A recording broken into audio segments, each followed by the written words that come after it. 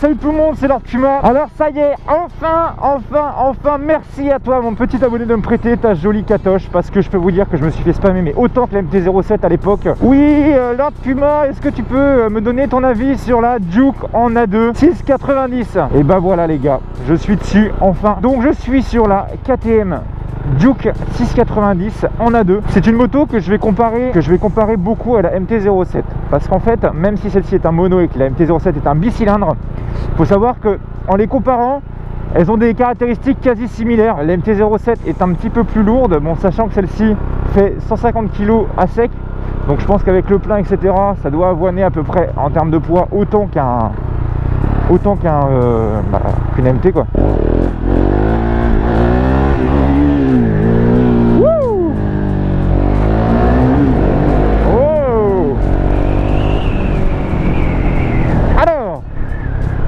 Il faut savoir, c'est que celle-ci, c'est donc la Juke de 2016, elle fait 73 chevaux, sachant que la R fait 75. Comme la MT-07 fait, je crois, 72 chevaux ou 74 chevaux en full, c'est quasiment équivalent en termes de perf. Par contre, là-dessus, on est sur un mono, donc qui dit mono dit forcément une utilisation un peu différente de la MT-07, parce que les monos, c'est pas forcément des moteurs faits pour rouler à 130 km/h sur la VE pendant 2 heures, là où la MT-07 le fera easy. J'ai l'impression de toute façon d'être sur une SMCR en fait en termes de son. C'est exactement la même chose. Alors, pour commencer, ce qu'il faut savoir dessus, c'est qu'en termes de position de conduite, bah les gars, c'est comme la SMCR, c'est pareil. T'as le dos bien droit. Salut à toi, ami motard. Ce qu'il faut savoir, c'est qu'on a le dos bien droit. On a les jambes, les cale-pieds sont assez bas. Vous voyez, je suis grand et les cale-pieds sont vraiment bas. C'est bizarre au début, on a l'impression d'être assis sur un sorte de petit siège. On va voir ce que ça va donner l'accélération. 6,90 en A2, 47 chevaux. On a en 1, ça ouais normalement. Oh merde, j'ai fail.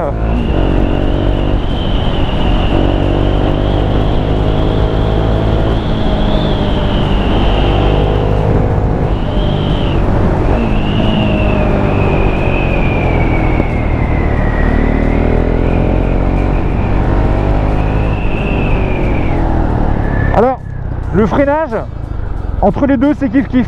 De base, la MT-07, c'est pas une moto qui freine extrêmement bien. La Catoche, c'est quasi équivalent en termes de freinage.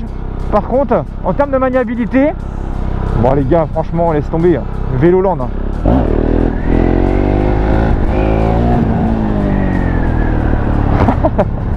C'est génial. J'ai l'impression d'être sur une SMCR. Je sais pas si elle a l'ABS celle-là. Par contre, ça fait quelques kilomètres que je suis à son guidon. Ouais, on se sent super bien, laisse tomber. Hein. Déjà, j'ai déjà un feeling. C'est génial.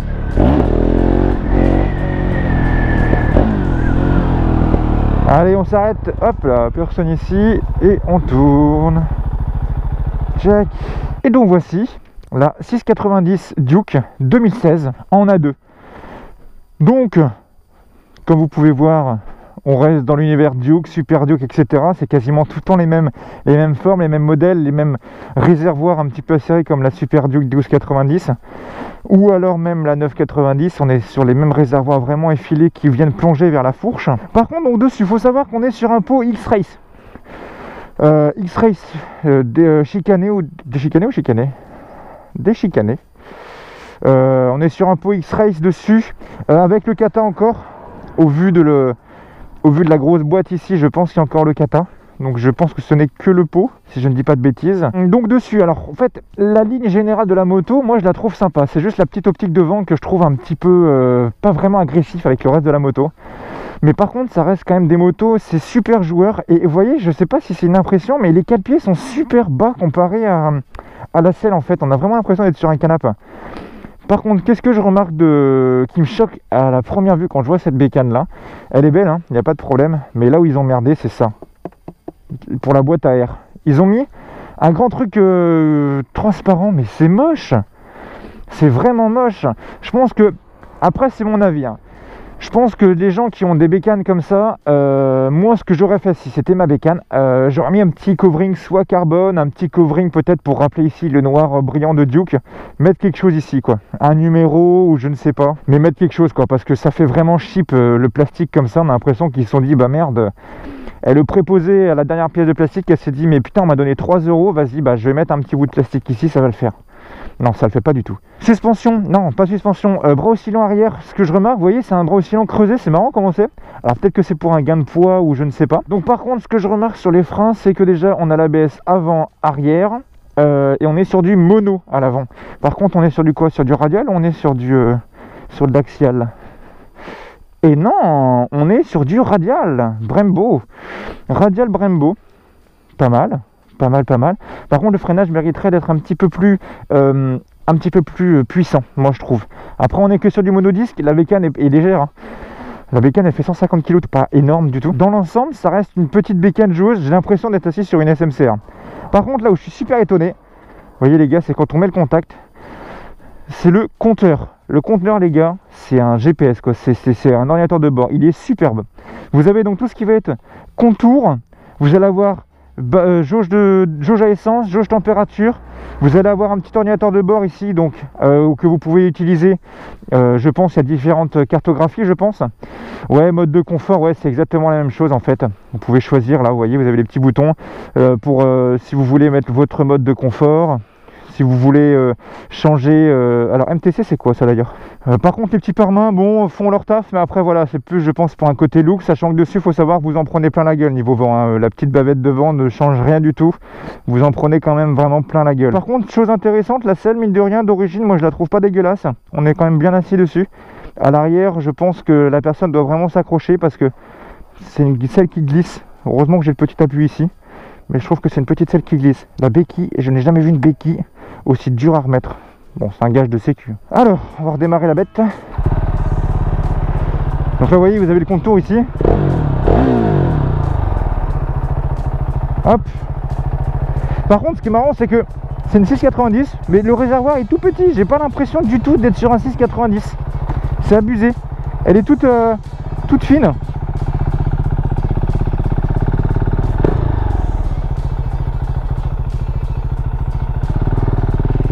Par contre, bah voilà, comme c'est un mono, comme sur la 690,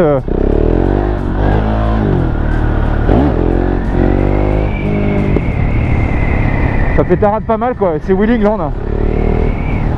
J'ai l'impression par contre que le bicylindre de la MT-07 a un peu plus de patate, c'est-à-dire que avec la MT-07, vous voyez, on peut partir en wheeling en 2, voire même en 3 si on fait bien cirer l'embrayage en 47 chevaux, vous voyez. Par contre, ce que j'aime beaucoup, ouais, c'est le son là, du 690. Vraiment l'impression d'être sur un super mote. Vous entendez le mono là? C'est génial. Par contre, ce qui est marrant, c'est qu'on a l'impression de ne pas avoir du tout de poids sur l'avant. Mais vraiment rien à voir en fait sur l'avant. L'avant est un peu volage. On le sent précis, mais je sais pas, il manque finalement un petit peu de kilo à l'avant, j'ai l'impression. Mais je pense que c'est surtout une habitude de conduite surtout. Hein. Bon allez go.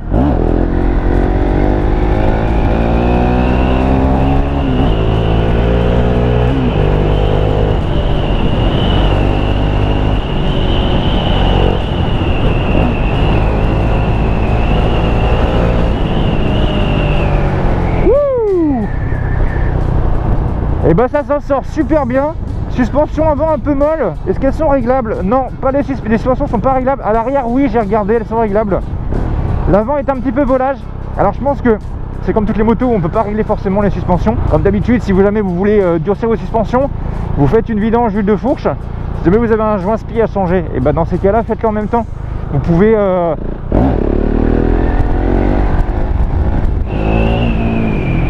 c'est génial. Vous pouvez en fait, comment dire, changer votre huile de fourche pour mettre une plus grasse. Et vous pouvez aussi mettre une cale. Ça permet de durcir un peu la fourche avant et d'avoir l'avant moins volage en courbe. Ça évite d'avoir l'avant qui fait clac clac clac clac clac dans la courbe. Et c'est beaucoup plus précis. Il faut savoir qu'on est sur une boîte 6 rapports. C'est vraiment une moto fun. Franchement, je pense que c'est plus une moto faite pour le plaisir, pour le week-end.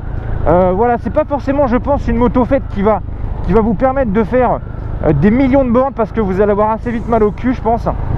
Mais de toute façon, c'est Katoche, et Katoche, ça a toujours été des motos plaisir. Mais je pense que pour un mono, faut faire quand même attention pour le mono. Pour les longues distances, les moments où vous êtes vraiment dans des hautes vitesses, 130, 140 pendant de longues heures, ça risque d'être un petit peu dangereux, je pense.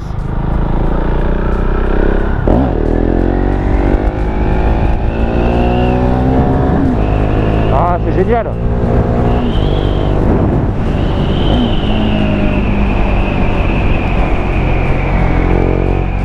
On aurait limite envie de sortir le pied comme les supermotes.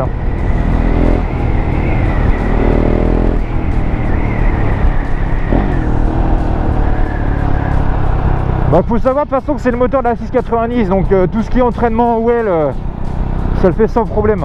Elle part en wheeling toute seule à l'axel comme la MT-07, vous voyez, juste à l'accélération, sans coup de sirette, ça le fait. Par contre en deux, petit coup de sirette et moi je me recule un chouïa, quoi. Sinon, je trouve que c'est un petit peu plus simple de partir un petit peu plus vite en 2 ou voire même en 3 avec la comment dire, la MT. Mais bon, je pense qu'en full, elle part easy en 3ème, hein, je pense. Parce que là, je vous donne mon avis, les gars, sur du 47.5. Hein. Je vous donne pas mon avis sur la Duke en full. Hein.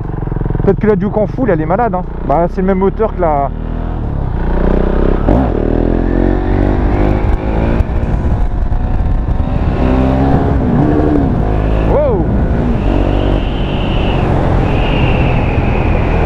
Alors les clignotants, c'est marrant, en fait, c'est exactement la même chose que j'avais, je sais plus sur quelle bécane j'avais dit ça.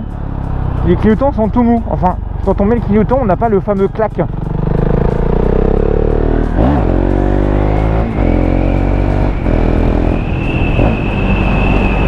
Elle se place vraiment bien en courbe, mis à part les suspensions à l'avant qui sont un petit peu légères, mais ça se place vraiment bien.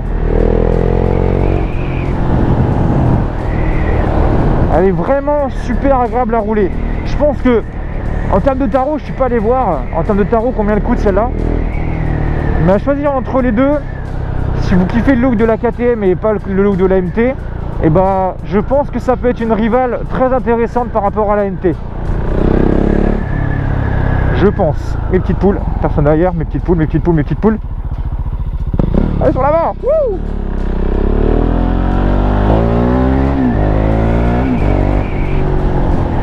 Tiens, je vais voir un truc. Vous savez la petite bosse qui est là-bas là. Alors est-ce qu'elle est capable de lever en 3 avec l'aide de la petite bosse? Bon, on va voir ça. Je ne sais pas si elle va pouvoir lever, je suis en 3ème là. En utilisant la petite bosse ici. Est-ce qu'elle va lever? Eh non.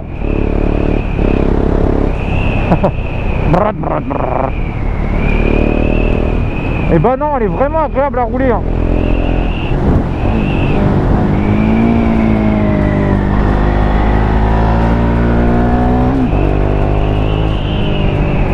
Par rapport à la MT, elle manque un petit peu de patate à partir de 7000. Elle manque un peu de patate.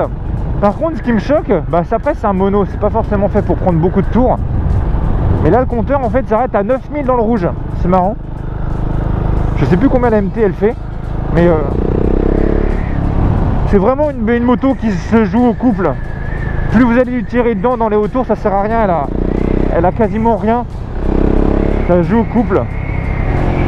Non, bah agréablement surpris. Je pense les gars qu'on vient de trouver, un concurrent sérieux à la MT-07.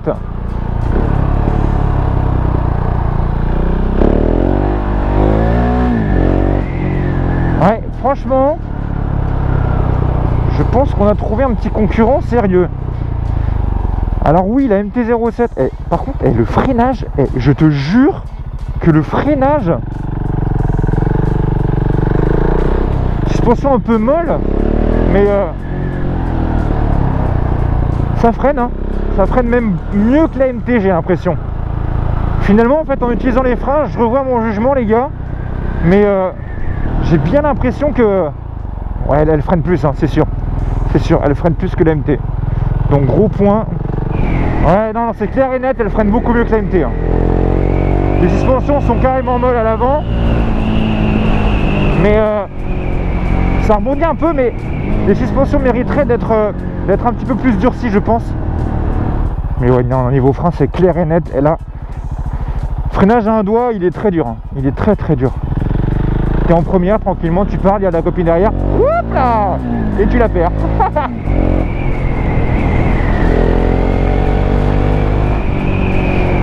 Chose par contre très intéressante sur ce type de moto là, j'ai regardé ça en montant, il est monté en Rosso 2. Faut savoir que moi je suis en Rosso 3, donc c'est un très bon point. Cette moto là a possibilité d'avoir des pneus excellents. Actuellement j'ai des Rosso 3 sur mon street. J'ai des Rosso 3 sur mon street et c'est vraiment juste génial ces pneus là. Donc ces prochains pneus normalement seront des Rosso 2, de Rosso 3. Et il aura vraiment un putain de bon feeling. Hein.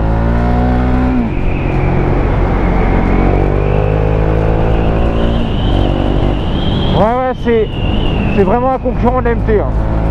Manque un peu de pêche là-haut, mais c'est pas dégueulasse. Hein.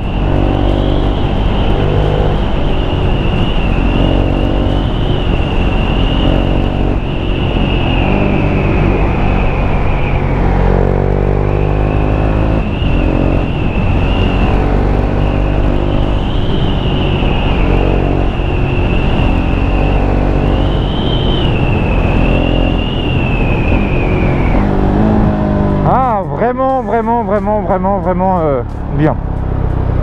C'est la concurrente de la MT-07, c'est sûr, c'est sûr. La MT-07 a des bons points, un bicylindre, ça va que la MT-07 va vous permettre justement... Oh, comment il fume lui.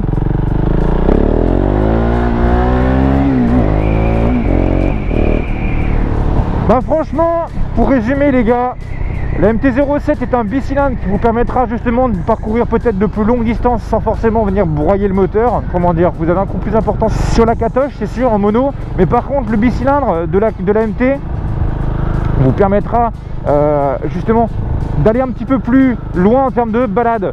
Par contre, si c'est juste pour du fun, des balades le week-end, pas de grandes balades, vous inquiétez pas, je pense que la Duke, il n'y a pas de problème.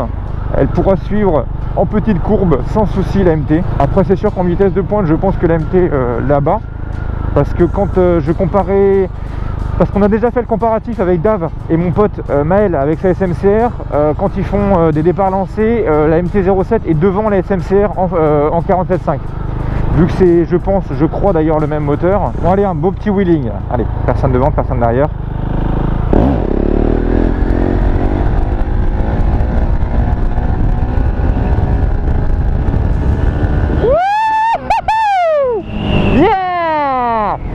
Et ben voilà, on finit avec un putain de beau wheeling. Ah yes. Ah je suis content. Ah je suis content. C'est clair et net les gars. On a la concurrente de la MT-07. Elle est là les gars. Je l'ai testé. La Duke. La Duke en a deux les gars. Ça y est. Attention, ralentissez. Bon, je ralentis alors. Ouh là là là là là là là là là là là là. Propre, propre, propre, vraiment bien. Et bah sur ce, on va se quitter sous le tunnel comme d'habitude. Prenez soin de vous, équipez-vous les gars. Et franchement, foncez. Foncez, foncez, foncez. La MT-07 vient d'avoir une concurrente. Ça c'est clair et net. C'est sûr et certain, je dirais même. Alors sur ce, prenez soin de vous et à très vite. Allez, wouh!